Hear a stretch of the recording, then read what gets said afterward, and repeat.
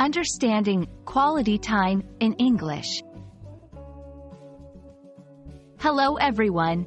Today, we're going to delve into a phrase that's used quite often in English: quality time. It's a concept that's not just about counting minutes and hours, but making them count.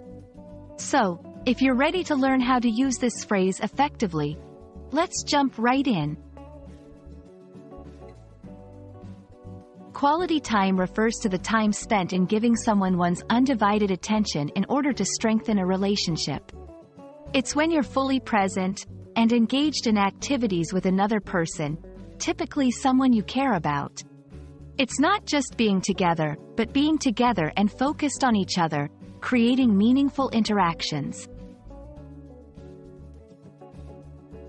This phrase became popular in the late 20th century, reflecting society's recognition of the importance of personal attention in relationships amidst busy lifestyles.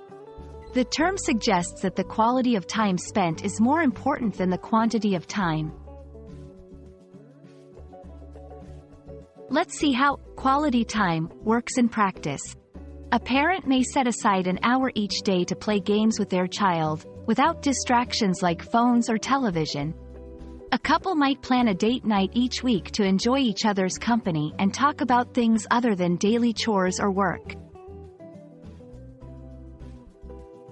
Spending quality time with someone shows that you value the relationship. It helps in building stronger bonds and creating cherished memories. It's about giving the gift of your full attention and presence to those you love. After a busy week at work, I make sure to spend some quality time with my family on the weekends. She decided to cut down on her overtime hours to have more quality time with her partner. And that wraps up our talk on quality time. Remember, it's not about how much time you have, but how well you use it to connect with others. I hope this video helps you enrich your relationships by understanding and practicing the concept of quality time. Until our next lesson, take care and keep learning.